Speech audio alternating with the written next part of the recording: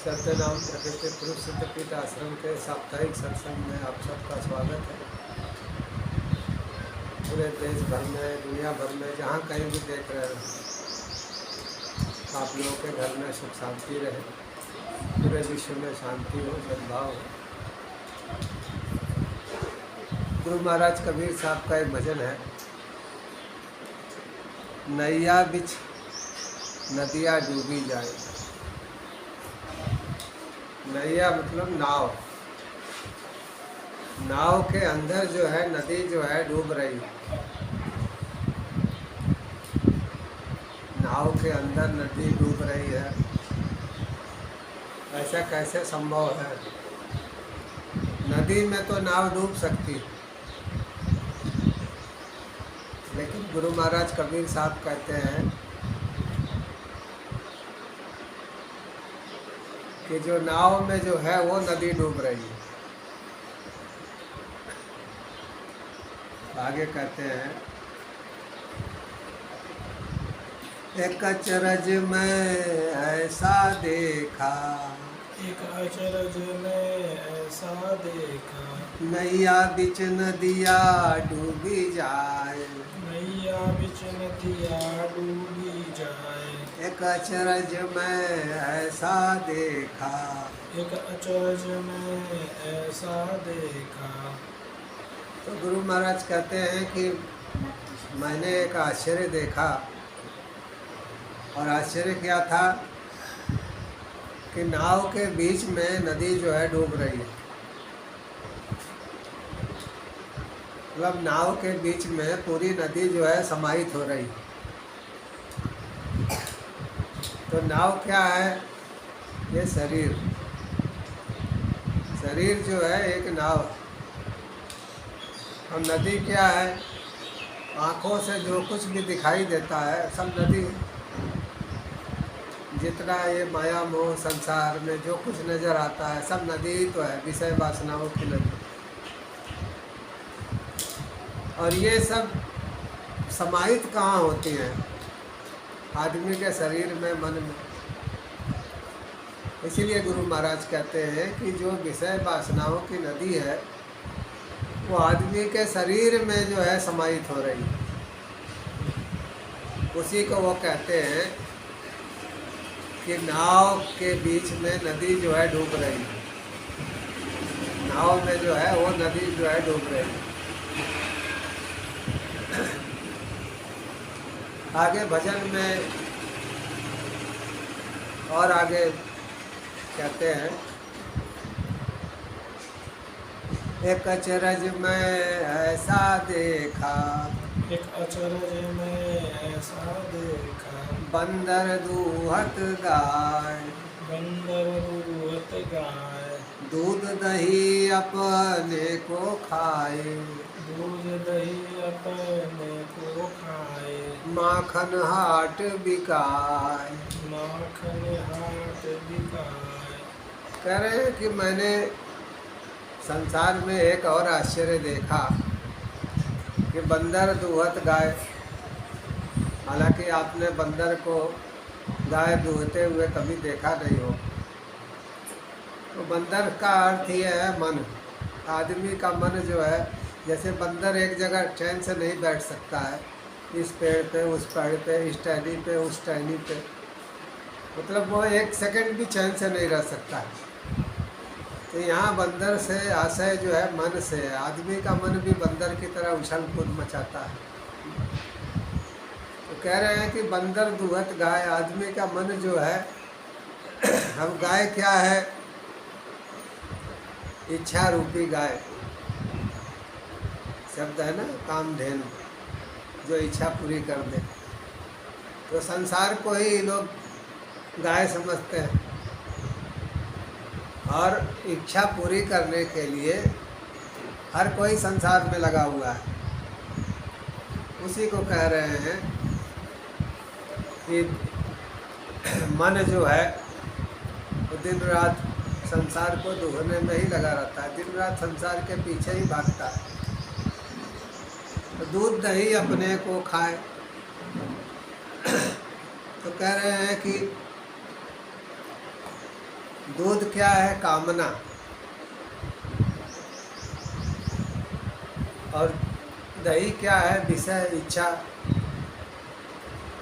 तो कह रहे हैं कि मन की प्रसन्नता क्या है? मतलब मन दूध दही खाता है, इसका अर्थ यह है कि मन की इच्छाएं पूरी हो गई, कामनाएं पूरी हो गई, उतने में ही मन खुश हो जाता है। लेकिन नुकसान किसको होता है? तो कह रहे हैं कि माखन हाट बिकाए। माखन कौन है? माखन शरीर में, शरीर का मक्खन जो है जीव है, और जीव जो है माया रूपी बाजार में बिक रहा है, यहाँ से वहाँ, वहाँ से यहाँ। तो यहाँ कहना चाह रहे हैं कि मन के चक्कर में जीव का कीमती समय जो है नष्ट होता है। मन जो है जीव को भरमाता रहता है, यहाँ से वहाँ, वहाँ से यहाँ, वहाँ से यहाँ। जब तक मन पे कंट्रोल नहीं होता है तब तक जीव को मन जो है नचाता रहता है। लेकिन जैसे ही ज्ञान हो जाता है मन जो है शांत हो जाता है। इसीलिए इसको निर्वाणी पद कहा गया है, जो जन्म मरण से जो है मुक्ति दिला दे, आत्म तत्व का ज्ञान करा दे।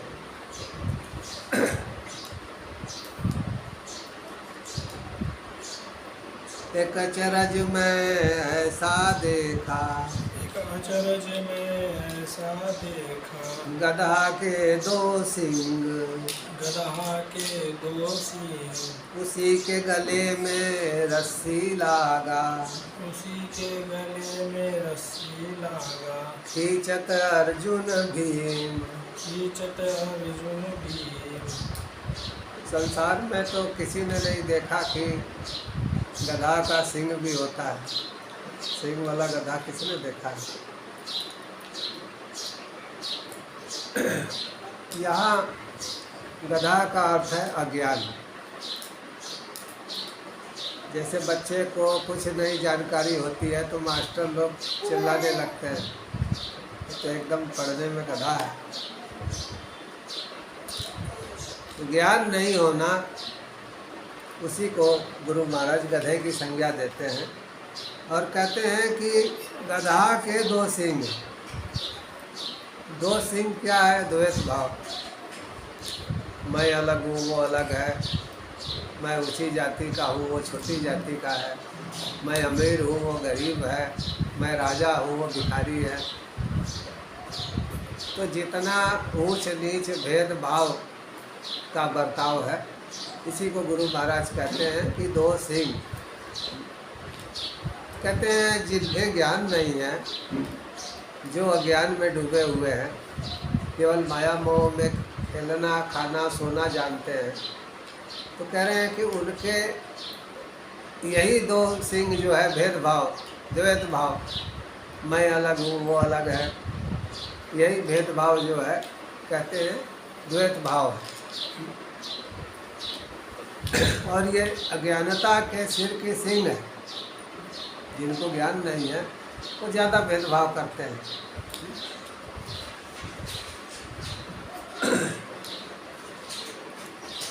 आगे कहते हैं कि उसी के गले में रस्सी लागा।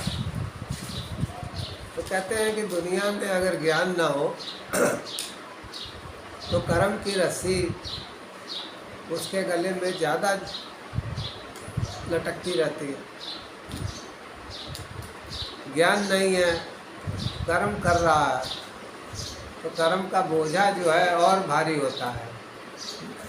ज्ञान हो जाए तो कर्म का बोझा हल्का हो जाता है। तो कहते हैं कि खींचत अर्जुन भीम। अर्जुन रात, भीम दिन। कह रहे हैं जिसको ज्ञान नहीं है वो दिन रात कर्मों का बोझा जो है खींचता रहता है, और हर जन्म में उसका बोझा जो है बढ़ता ही चला जाता है। और ज्ञानी कोई बोझा इकट्ठा करता ही नहीं है, क्योंकि वो तो ये मानता है कि सब कुछ परमात्मा के भीतर है, परमात्मा के सिवा कोई है ही नहीं।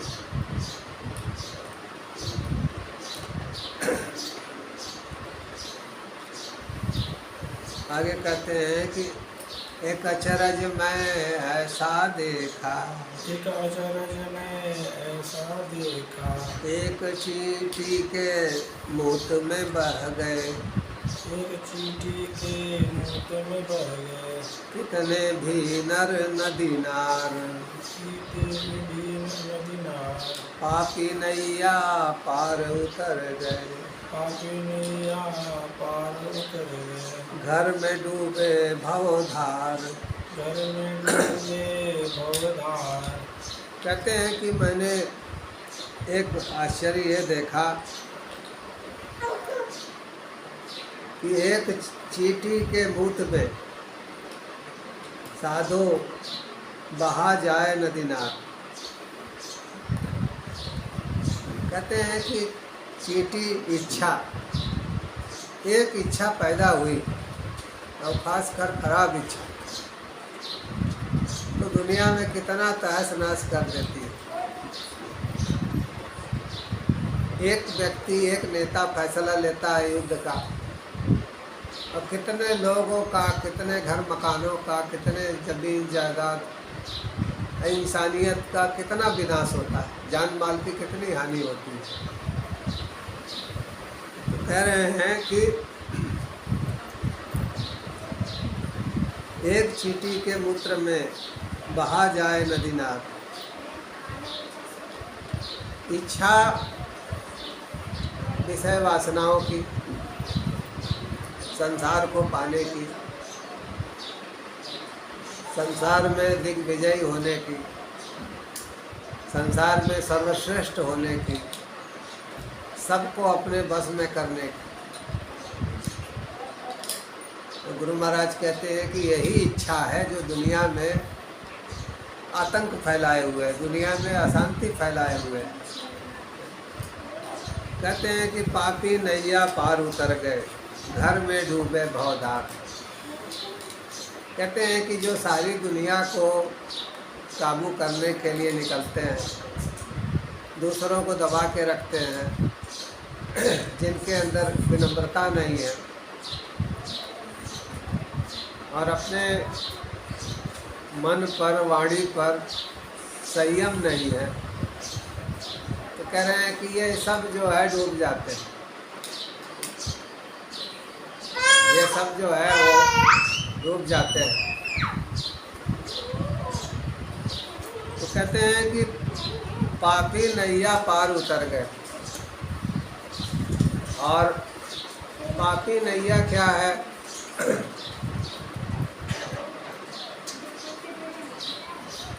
तो जो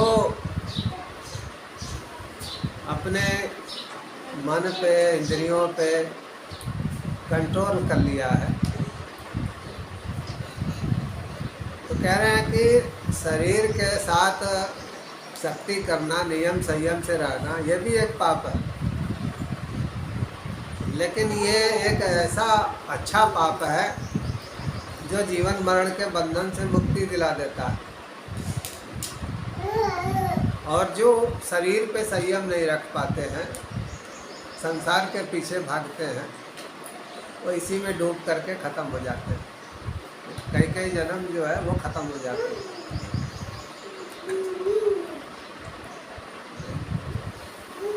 आगे कहते हैं कि एक अचरज में ऐसा देखा, एक अचरज में ऐसा देखा, एक चींटी के मुहले साधो, एक चींटी के मुहले साधो, 9 लाख गिद्ध अघाय, 9 लाख गिद्ध अघाय, तापर चील मडराय, तापर चील मंडराय, एक अचरज में ऐसा देखा। एक अचरज में ऐसा देखा। तो गुरु महाराज कबीर साहब कहते हैं कि एक चींटी के मोहले साधो। किसी की विनाशकारी इच्छा है, चींटी इच्छा, किसी की विनाशकारी इच्छा है, कोई व्यक्ति अपने अड़ोसी पड़ोसी से लड़ाई करना चाहता है, कोई किसी को मारना चाहता है, नुकसान पहुंचाना चाहता है, कोई किसी को धोखा देना चाहता है, और कोई देश किसी दूसरे देश पे हमला कर रहा है तो कह रहे हैं कि ऐसी इच्छाएं जो हैं, कहते हैं कि वो कितने सारे विकार उत्पन्न करती हैं।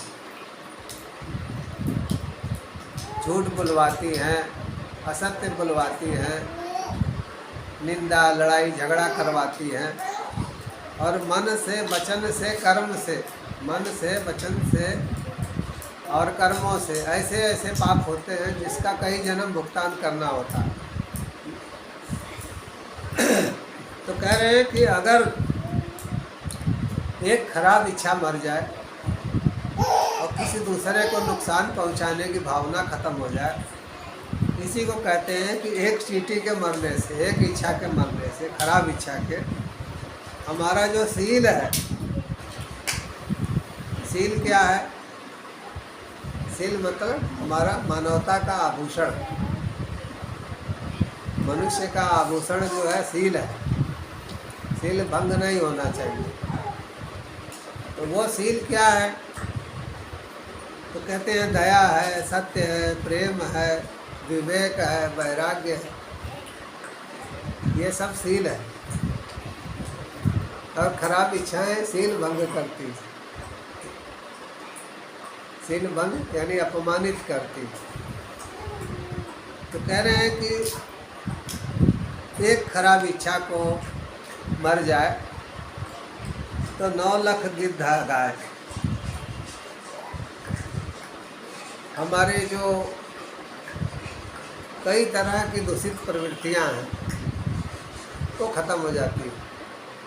दूषित प्रवृत्तियां ही गिद्ध है। और हमारा सत्य जीवित रहता है, दया जीवित रहती है, प्रेम जीवित रहता है, हमारा विवेक जीवित रहता है, वैराग्य जीवित रहता है।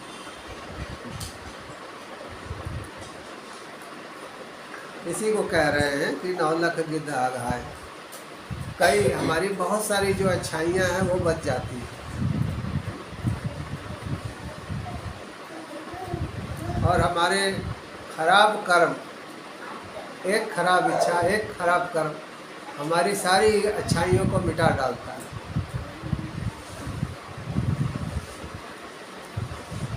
तो कह रहे हैं कि तापर चील मडराए हो, एक अचरज है मैं ऐसा देख।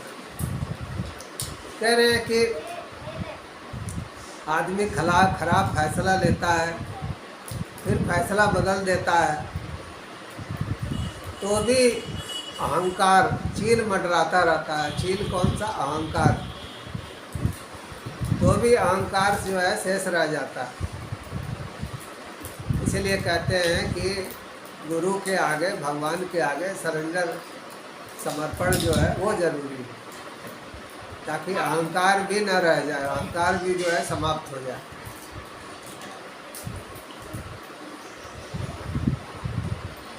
अब जब कोई व्यक्ति किसी गुरु के पास जाता है, किसी संत के पास जाता है, तो सबसे बड़ा चेंजमेंट क्या होता है वो आखिर में बताते हैं।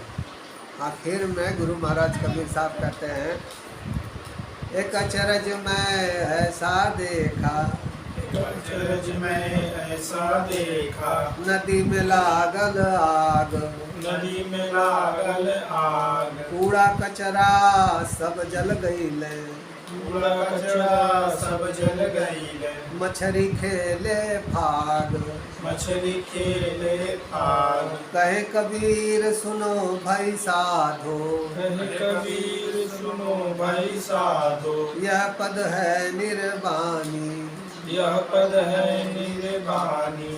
कहे कबीर सुनो भाई साधो, कहे कबीर सुनो भाई साधो, यह पद है निर्वाणी।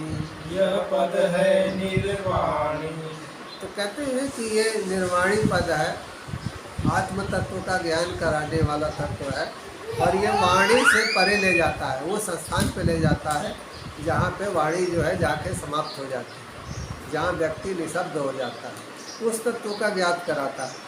अब आखिर में कहते हैं कि व्यक्ति किसी संत के पास जाता है, किसी गुरु के पास जाता है, तब होता क्या है तो कह रहे हैं कि एक अचरज में ऐसा देखा, नदी में लागल आग। नदी क्या है? मोह। आदमी जो है मोह रूपी नदी में दिन रात नहाता रहता है, तन से, मन से, वचन से, वाणी से, कर्म से। और इसी स्नान के बीच, इसी मोह के बीच उसको कुछ अपने लोग धोखा देते हैं, कुछ संसार में सफल नहीं हो पाता है। तो जब संसार की हकीकत उसको मालूम होती है कि संसार जैसा दिखता है वैसा है नहीं, संसार जैसा नज़र आता है वैसा है नहीं, संसार की हकीकत कुछ और है। तो संसार में मित्र, रिश्ते, नाते सबसे धोखा खा करके, सबकी सच्चाई देख करके, अपने नातेदार, रिश्तेदार, परिचित, फिर वो किसी न किसी संत के पास जाता है, किसी न किसी गुरु के पास जाता है और कह रहे हैं कि यही जो है नदी में आग लगती है। जो हमारा मोह है, तो मोह रूपी नदी में आग लगती है। आग किसकी लगती है? ज्ञान की। ज्ञान रूपी अग्नि, ज्ञान भी एक अग्नि है। तो कह रहे हैं किसी संत के पास जाते हैं हम, किसी गुरु के पास जाते हैं, तो हमारी मोह रूपी अग्नि में, मोह रूपी नदी में ज्ञान की आग लगती है। और उस ज्ञान की आग लगने से होता क्या है? कह रहे हैं कि कूड़ा कचरा सब जर गए ने, मछली खेले फाग। कह रहे हैं जितना भी हमारी गलत सोच, गलत आदतें, गलत विचार, यही कूड़ा कचरा, कह रहे ये सब जो है जल जाते हैं किसी संत के पास, गुरु के पास जाने से। और मछली मतलब मन, तो मछली खेले फाग, मन जो है आनंदित हो जाता है, मन फगुआ खेलने लगता है। देखो, विवेक और वैराग्य से ही आप मन को प्रसन्न कर सकते हैं। गुरु के ज्ञान से ही मन जो है प्रसन्न होगा। संसार में तो आप 100 जन्म ले लो, मन कभी प्रसन्न होने वाला नहीं। मन कभी दुखी होगा, कभी सुखी होगा, और सब धोखा दे गए तो फिर दुखी होके मरेगा। तो संसार में तो सुख है, दुख है, तो मन आनंदित होता है गुरु के ज्ञान से। और गुरु का भी ज्ञान जब भीतर गहराई तक बैठ जाता है, तो कह रहे हैं मछली खेले फाग, मन जो है फगुआ खेलने लगता है, मन हमेशा आनंदित रहता है। फिर कोई धोखा भी दे गया तो उसके ऊपर असर नहीं पड़ता है। कोई लाभ हो गया, हानि हो गया, कुछ भी हो जाए दुनिया में, उसके ऊपर असर नहीं पड़ता। तो गुरु और भगवान के आगे समर्पण और ज्ञान, सच्चा ज्ञान, ये बहुत ज़रूरी है। अंधेरे में टार्च की ज़रूरत होती है, ऐसे ही संसार में माया मोह का उजाला ज़रूर है, लेकिन अज्ञान का अंधेरा भी है। तो वहाँ गुरु के ज्ञान की ज़रूरत होती है। इसलिए कहा गया है ना कि पाछे लागे जाई था लोक वेद के साथ। आदमी जैसे सुनता है माता पिता, भाई बहन, मित्र, रिश्तेदार, वैसे ही करता है। तो पाछे लागे जाई था लोक वेद के साथ। ऐसे ही कई जन्म बीत गए, लोगों के कहने से, माता पिता, भाई बहन कहने से जीवन जी रहे थे। मार्ग में सतगुरु मिला, लेकिन एक जन्म में भगवान की कृपा से गुरु मिल गए। तो हुआ क्या? मार्ग में सतगुरु मिला, दीपक दीना हाथ। तो गुरु ने ज्ञान रूपी दीपक प्रदान कर दिया कि संसार का ये सत्य है, आपके भीतर का ये सत्य है। तो इससे हुआ क्या? तो तो कहते हैं कोटि जन्म का पंथ था, पल में पहुंचा है। करोड़ों जन्म लग जाते अगर माता पिता भाई बहन मित्र बंधु इन्हीं के कहे से चलते तो संसार में करोड़ों जन्म बीत जाते।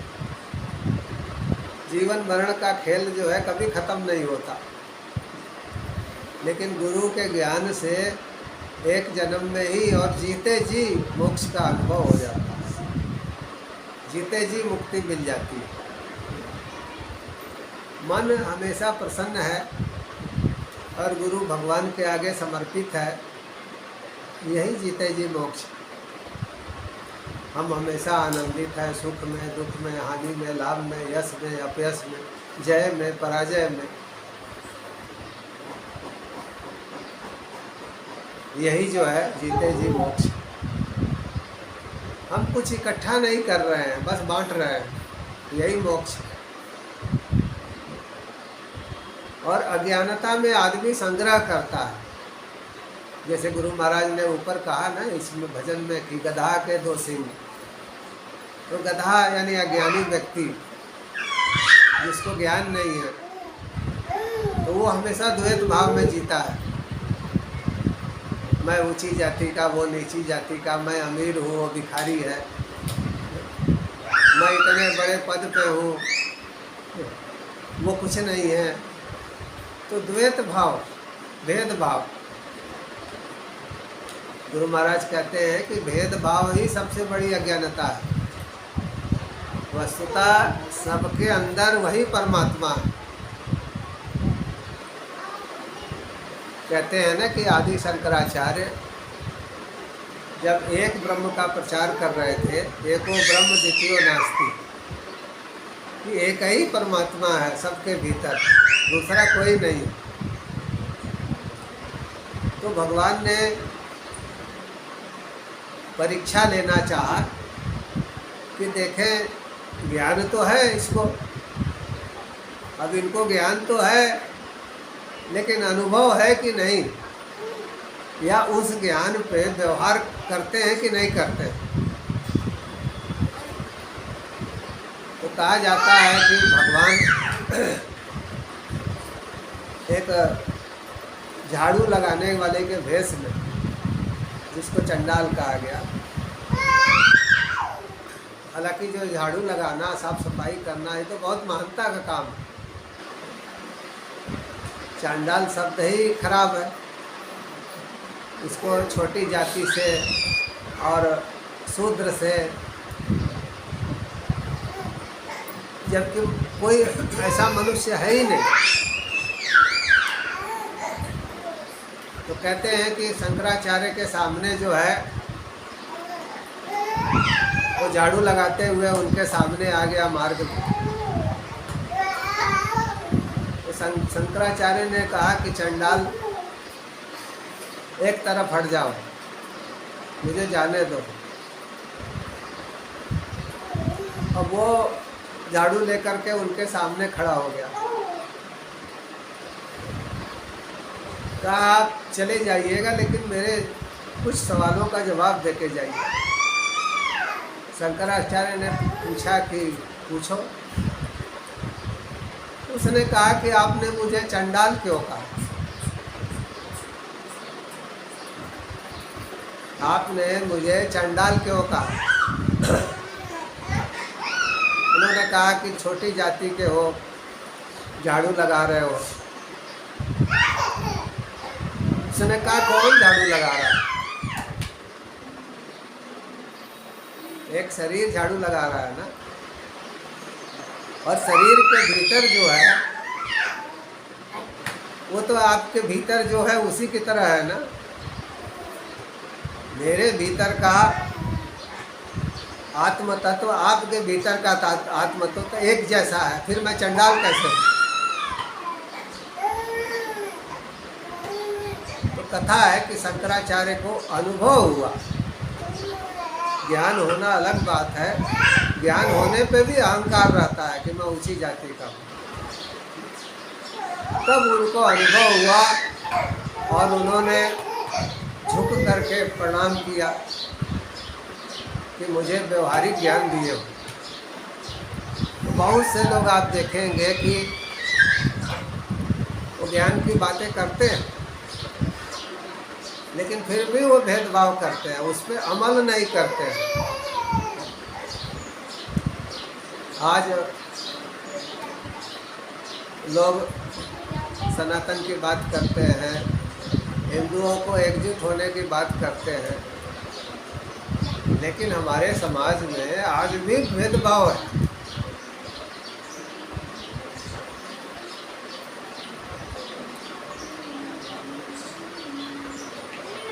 तो जब तक भेदभाव है,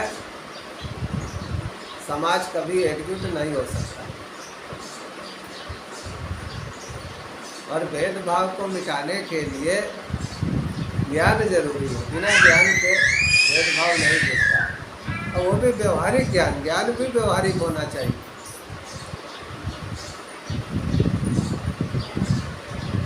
एक होता है समदर्शी,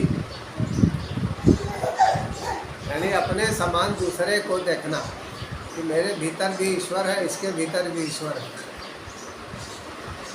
और उससे भी बड़ा होता है समवर्ती, यानी कि समान व्यवहार करना। समदर्शी तो कोई ज्ञानी भी हो सकता है कि सबके अंदर वही आत्मा है, लेकिन समवर्ती कोई सामने आ गया, घड़े ही झाड़ू लगा रहा है, उसमें भी अपने को देखना कि इसके भीतर भी मैं हूँ। ये है समवर्ती, समान व्यवहार करना। आज इतना ही। अनादि पुरुष के याद की दया, अनादि पुरुष सदा सहाय। उस मालिक की दया आप सब पे हो। देश विदेश में जहाँ कहीं भी आप देख सुन रहे हो, उस मालिक की दया आप सब पे पहुँचे। आप सबके संस्कारों की पूर्ति में मदद मिले। सत्य ब्रह्मानंदम परम सुखदम केवलम ज्ञानमूर्ति द्वंद्वातीतं गगन सदृशं तत्त्वमस्यादिलक्षणम् एकं नित्यं निर्मलमचलं सर्वधी साक्षिभूतं भावातीतं त्रिगुणरहितं सद्गुरुतो नमामि सद्गुरुतो नमामि मानुष भजले गुरुचरणं दुस्तर भवसागर तरणं मानुष भजले गुरुचरणं भवबाधा भवबन्धन हरणं मानुष भजले गुरुचरणं असरण को प्रभु ले शरणं मानुष भजले गुरुचरणं